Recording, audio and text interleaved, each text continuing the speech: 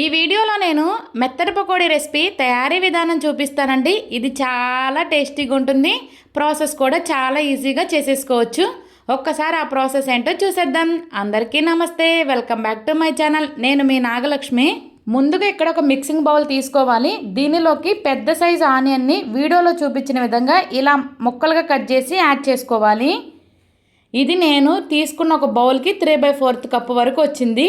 ఇందులోనే అల్లాన్ని ఇలా చిన్న చిన్న ముక్కలుగా కట్ చేసి యాడ్ చేసుకోవాలి, 1 ఇంచు వరకు. అలానే ఒక పచ్చిమిర్చిని ఇలా కట్ చేసి యాడ్ చేసుకోవాలి. ఇది కారం పచ్చిమిర్చి. అలానే కరివేపాకుని చిన్న చిన్న ముక్కలుగా కట్ చేసి యాడ్ చేసుకోవాలి. అలానే కొంచెం కొత్తిమీరని తీసుకోవాలి. ఇందులోనే 1/2 స్పూన్ వరకు జీలకర్రని యాడ్ చేసుకోవాలి. అలానే కొంచెం అంటే 1/2 స్పూన్ వరకు వాముని కొంచెం చేతులు ఇలా క్రష్ చేసుకొని యాడ్ చేసుకోవాలి. దీనివల్ల కొంచెం హెవీగా అనిపించదు మనం తిన్న ఫుడ్.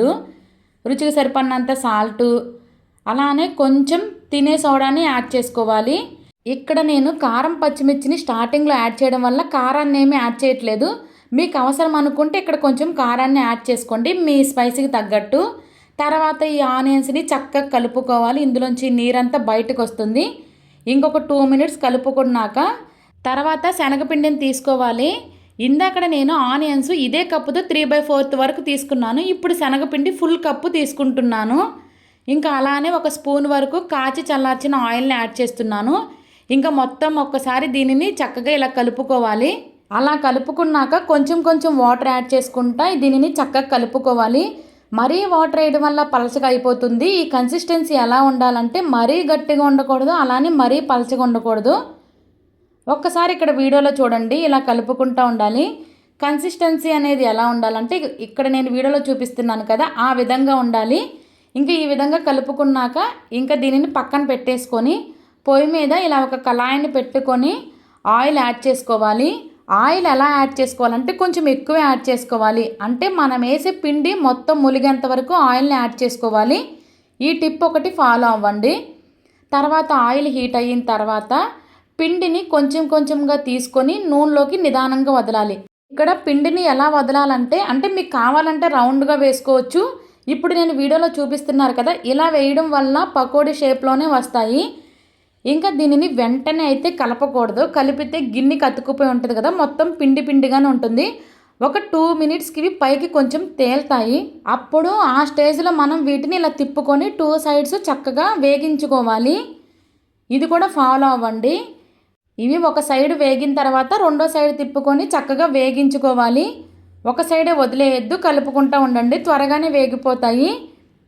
ఇక్కడ మంట కూడా మీడియం ఫ్లేమ్లోనే పెట్టాలి. లో ఫ్లేమ్లో పెడితే ఉడకవు, హై ఫ్లేమ్లో పెడితే కలర్ మారిపోయి లోపలంతా పచ్చి పచ్చిగా ఉంటాయి. ఈ టిప్స్ కూడా ఫాలో అవ్వండి, అప్పుడే పర్ఫెక్ట్గా వస్తుంది. ఇక్కడ చూడండి, పకోడీ అనేది చక్కగా లైట్ గోల్డెన్ కలర్లో మంచిగా క్రిస్పీగా ఫ్రై అయ్యింది. ఇంకా ఈ స్టేజ్లో వీటిని తీసి చక్కగా పక్కన పెట్టేసుకోవాలి. రిమైనింగ్ పిండి మొత్తాన్ని కూడా సేమ్ ఇదే ప్రాసెస్లో నూనెలో వేసి వేగిచ్చేసుకోవాలి.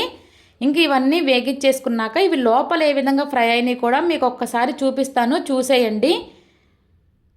ఇక్కడ చూడండి మొత్తం ఎంత బాగా పర్ఫెక్ట్గా వేగిందో. ఇక్కడ చూస్తున్నారా, లోపల ఏమీ అసలు పచ్చి పచ్చిగా లేవు. ఇది కూడా పిండి కాదండి, ఆనియన్స్. చూడండి ఎంత పర్ఫెక్ట్గా వేగిందో, చాలా గొల్లగా వచ్చాయి. ఒక్కసారి నేను చెప్పినట్టు ఇలా ట్రై చేయండి, మీకు తప్పకుండా నచ్చుతుంది.